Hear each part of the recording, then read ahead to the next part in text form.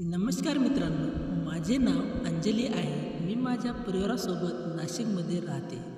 मी दिसायला खूप सुंदर, गोरेपान आणि उंच. आमच्या घरी आम्ही 6 जण राहत होतो. माझे पप्पा, मम्मी, मी, आजोबा, आजी आणि माझा एक लहान भाऊ. तो 6 वर्षाचा आहे. ही एक गोष्ट 3 वर्ष आधीची आहे. त्यावेळी माझे वय 19 वर्ष होते. नुकतीच माझी 8वीची परीक्षा संपली होती आणि मी उन्हाळ्याच्या सुट्टीमध्ये मामा मामीच्या गावी गेले. माझ्या मामाचे एक खूप मोठे कपड्याचे दुकान होते. त्याचे वय 35 वर्षे होते. ते 35 वर्षाचे असूनही 25 ते 26 वर्षाचे वाटत होते. माझी मामी पण दिसायला खूपच सुंदर होती. तिचे वय 32 वर्ष होते, पण ती अजूनही तरुण वाटत होती. पण मामीचे विचार थोडे जुने होते. ती एका अंगणवाडीत शिक्षिका म्हणून काम करत होती आणि जास्त करून तिचा वेळ ती किचनमध्ये आणि तिच्या कामामध्येच घालत होती. तिचे आईवडील पण तिच्यासोबत इथे राहत होते, कारण माझी मम्मी त्याच्या आईवडिलांची एकुलती एक मुलगी असल्यामुळे तिच्या आईवडिलांची काळजी घ्यायला दुसरे कोणी नव्हते. म्हणून मामी तिच्या आईवडिलांना इथेच सांभाळत होती. मला इथे येऊन 4-5 दिवस झाले. 4-5 दिवसातून मी पाहत होते की मामीचा पूर्ण दिवस शाळेत आणि तिच्या आईवडिलांना देखभाल करण्यात आणि घरकाम करण्यातच जायचा. ती निघून जात होता. या सगळ्यात ती मामांना थोडाही टाईम देऊ शकत नव्हती. यामुळे मामा नेहमी मामीवर चिडत असायचे. माझे मामा मामी एवढे पण काही श्रीमंत नव्हते, पण त्याच्या घरात सर्व काही सुखसुविधा होत्या. त्यांना कोणत्याही गोष्टीची कमी नव्हती. आतापर्यंत तर मला मामा मामीच्या घरी सगळे काही ठीक वाटत होते. पण एक दिवस असा आला ज्यामुळे माझे पूर्ण आयुष्य बदलले. एके दिवशी संध्याकाळी सगळेजण जेवण करून आपापल्या रूममध्ये झोपण्यासाठी निघून गेले. मी पण माझ्या रूममध्ये झोपायला गेले. पण दुसरी झोपल्यामुळे मला आता रात्री झोपायच येत नव्हती. मी या कुशीवरून त्या कुशीवर माझ्या मम्मी पप्पाचा विचार करत पडले होते. मला माझ्या मम्मी पप्पाची खूप आठवण येत होती. अचानक मला मामी मामाच्या रूममधून कसले तरी आवाज येऊ लागले. ते आवाज ऐकून मला असे वाटले की बहुतेक त्या दोघांमध्ये भांडण चालू आहे. माझ्या रूमला लागूनच त्याची रूम होती, त्यामुळे त्याच्या रूममधला भांडणाचा थोडाफार आवाज माझ्या रूममध्ये येत होता. मी पहिल्यांदाच मामा मामींना अशा प्रकारे भांडताना ऐकले होते. त्यामुळे मला खूप भीती वाटली की ते दोघे एकत्र रात्री का भांडत आहेत. याचे कारण जाणून घेण्यासाठी मी माझ्या बेडवरून उठले आणि त्यांच्या दरवाजावर जाऊन त्या दोघांना बघण्याचा प्रयत्न करू लागले. दरवाजा आतून बंद होता, त्यामुळे मला आतले काही दिसत नव्हते. तेव्हाच मला बाजूला त्याच्या रूमची खिडकी दिसली. त्या खिडकी थोडीशी उघडी होती. त्यातून आतले दृश्य स्पष्ट दिसत होते. मी खिडकीजवळ जाऊन थांबले. अंधार असल्यामुळे बाहेरचे त्यांना काही दिसत नव्हते. मी त्याच्या खिडकीजवळ जाऊन आतमध्ये बघू लागले. आतला नजारा बघून मी एक शॉक झाले, कारण ते दोघं एकमेकासोबत भांडत होते. माझे मामा मामीला हात लावण्याचा प्रयत्न करत होते, पण मामी त्यांचा हात झटकत होती. माझे मामा मामीला काहीतरी करण्यासाठी म्हणत होते, पण मामीसारखी त्या गोष्टी नकार देत होते. मला लगेच समजले की मामांना मामीपासून काय पाहिजे, पण मामी सारखी त्यांना नकार देत होती, कारण मामी खूप थकली होती. तिच्या चेहऱ्यावर थकवा स्पष्ट जाणत होता. त्यानंतर मामी भांडत रागात दुसऱ्या बाजूला तोंड करून झोपले. मामी पण झोपली. ते सगळं दृश्य पाहून मला खूप विचित्र वाटले. माझे हृदय जोराजोरात धडकत होते. मला खूप विचित्र वाटत होते. मी खूप वेळ त्या दोघांना खिडकीतून बघत होते, पण ते दोघेही झोपून टाकले. सर्व पहिल्यांदाच मी माझ्या आयुष्यात पाहिले होते. त्यानंतर मी माझ्या रूममध्ये वापस झाले आणि झोपण्याचा प्रयत्न करत लागले, पण ते सर्व बघून मला लवकर झोपच आली नव्हती. जेव्हा सकाळी मी उठले तेव्हा मी मामा मामींना विचित्र नजरेने पाहू लागले, कारण कालची गोष्ट माझ्या मनातून आजपर्यंत गेली नव्हती.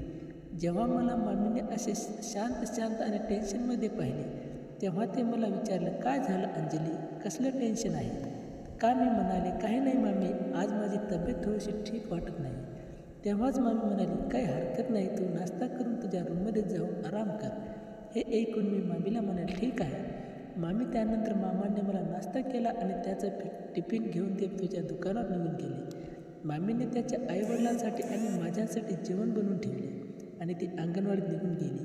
मी जेवण करून माझ्या रूममध्ये आले. मामीचा जॉबची टायपिंग फक्त 4 तासच होती.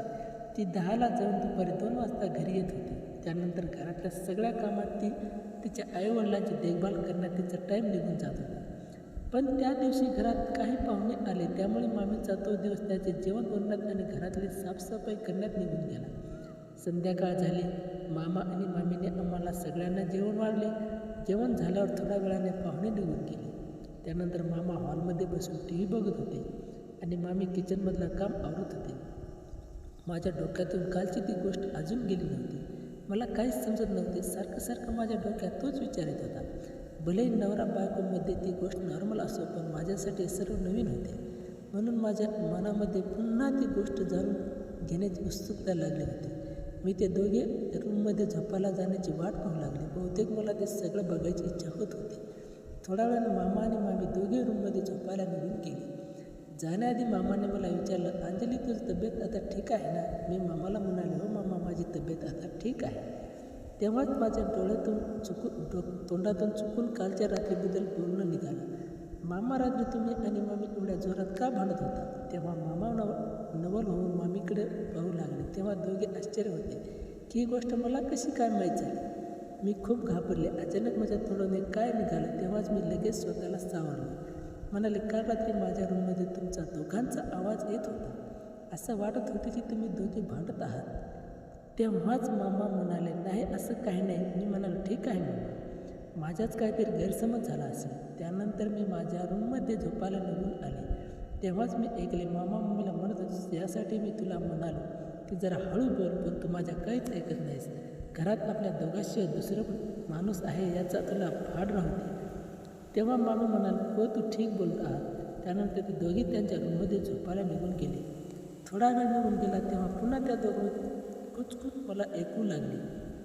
मी हळूच त्या खिडकीजवळ जाऊन ऐकू लागले. मामा पुन्हा त्या गोष्टीसाठी मम्मीला म्हणत होते आणि मम्मी नाही म्हणत होती, कारण आज पण मम्मी खूप थकली होती. पण मामा जास्त हट्ट करत होते, तिला हात लावण्याचा प्रयत्न करत होते. पण मामी त्याच्यापासून दूर जात होती.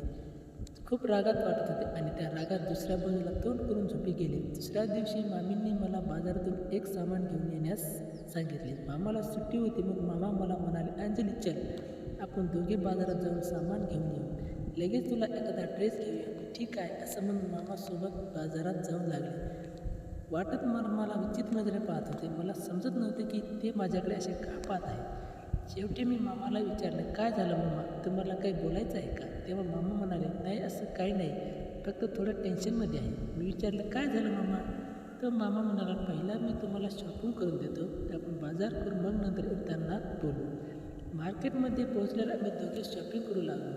शॉपिंग करताना त्यांनी मला खूप सारे चॉकलेट्स, पाणीपुरी वगैरे खाऊन घातले आणि एका दुकानात येऊन जाऊन मला त्या पसंतीचा खूप छान वेस्ट घेऊन दिला. मला समजत नव्हते की मामा माझ्याशी असं का बोलत आहे. त्याच्या वागण्यातही थोडा फरक जाणवत आहे. पण जेव्हा मला खरे माहीत झाले तेव्हा माझ्या तर पायाखालची जमीन सरकली. पण सध्या मी त्या खूप खुश होते, कारण मामांनी मला नवीन कपडे घेऊन दिले होते, चॉकलेट घेऊन दिले होते. जेव्हा मी दोघे कारमधून वापस येतो तेव्हा मी मामाला विचारलं, मामा काय झालं, तुम्ही टेन्शनमध्ये का आहात? तेव्हा ते मला म्हणाले, अंजली मी कपड्याचा वापर करतो, तुला तर माहीत आहे, त्यामध्ये मला कोणाची ना कोणाची मदत लागते. यामुळे मी तुझ्या मम्मीला रात्री थोडीशी मदत करायला सांगते, पण ती मला मदत करत नाही. दिवस रात्र फक्त ते त्याच काम, शाळा आणि फक्त तिच्या आईवडिलाच्या सेवेमध्ये राहते. आता तूच मला सांग, एक तर माझ्या बिझनेसमध्ये एवढं नुकसान होत आहे, मी एकटा कसं मॅनेज करू? तेव्हा मी मामांना म्हणाले, मामा तुम्ही मला सांगा, मी तुमची काय मदत करू शकते? ते मामा, तू मला मदत करू शकशील? मी म्हणाले, हो करेन ना. तो तेव्हा मला, ठीक आहे, माझे कपडे बिझनेसच्या आहेत, तर फक्त जे महाग कपडे असेल ते एका साईडला आणि जे लोकल कपडे आहेत ते दुसऱ्या साईडला ठेव आणि त्याला आपल्या स्वतःच प्राईस टॅग लावावे लागते. फक्त एवढीच मदत पाहिजे. मी मामाला म्हणाले, ठीक आहे मामा, मी तुमची मदत करेन. मामा मला रात्री मी तुझ्या रूममध्ये येतो आणि सगळं काही कामाबद्दल शिकवतो. मी तुला चांगलं सांगेन कसं करायचं ते. मी म्हणाले, ठीक आहे. पण मी स्वप्नातही विचार केला नव्हता की मामा माझ्यासोबत असे काही करतील. रात्र झाली, मामा माझ्या रूममध्ये आले. मी मामाला म्हणाले, मामा ते कपडे कुठे आहेत? ते मला म्हणाले, मामा इथेच काम करू, तिकडे तुझी मामी झोपली आहे, तिला आवाजाचा डिस्टर्ब होईल. मी मामाला म्हणाले, ठीक आहे. मामींनी थोडासा दारू पिले होते, माझ्याजवळ येऊन बसले आणि माझ्यासोबत गोड बोलू लागले. बोलता अचानक त्यांनी असे काय बोलून गेले हे ऐकून माझ्या पायाखालची जमीन सरकली. मी एकदा शॉक झाले. ते नशातच मला म्हणाले, माझी बायको मला सगळं सुख देत नाही. ज्या सुखाची अपेक्षा प्रत्येक नवऱ्याला आपल्या बायकोकडून असते. मग त्याला बोलणं एवढं काही कळालं नाही, पण त्याने मामाने माझ्या खांद्यावर हात ठेवला आणि हळूहळू खांदा चोळू लागले. मला खूप विचित्र वाटू लागले, पण बोलता बोलता मामाने अचानक मला नको ते स्पर्श करायला चालू केले. माझ्यासाठी हे सर्व नवीन होते. पहिलं तर मला राग आला, पण हळूहळू मी पण त्या नशेत वाहू लागले. ते सर्व मला खूप चांगले वाटत होते. ते नशेत होते तसे ते खूप दिवसापासून फुटलेले होते, त्यामुळे ते स्वतःवर कंट्रोल करू शकले नाही आणि मी पण त्यांना थांबवू शकले नाही. त्यानंतर असे काही झाले ते व्हायला नको ते. रात्रभर मामाने माझ्यासोबत नको ते केले. पहाट होताच मी माझ्या सुधीत आले आणि मामांना मी बाजूला नको त्या अवस्थेत पाहिलं. मला खूप विचित्र वाटले. त्याची काही चूक होती. मला पश्चाताप होत होता. मामाने मी उठवले आणि हॉलमध्ये जाऊन झोपण्यास सांगितले, कारण जर मामी उठली तर खूप हंगाम होईल. मामा जाऊन हॉलमध्ये झोपले. सकाळ होताच मी माझी बॅग पॅक केली आणि माझ्या घरी निघून आले. काही दिवस मी मामाच्या घरी गेले नाही आणि मामाच्या समोर गेले नाही. माझ्या डोक्यातून ते सर्व जातच नव्हते. हळूहळू मोठी होईल तर माझ्या डोक्यातून ते सर्व निघून गेले आणि पुन्हा तशी चुकणार नाही अशी मी निर्णय पण घेतला. तो मित्रांनो, कथा कशी वाटली कमेंटमध्ये नक्की सांगा. कथेला जास्तीत जास्त लाईक आणि शेअर करा आणि चॅनलला सबस्क्राईब करा.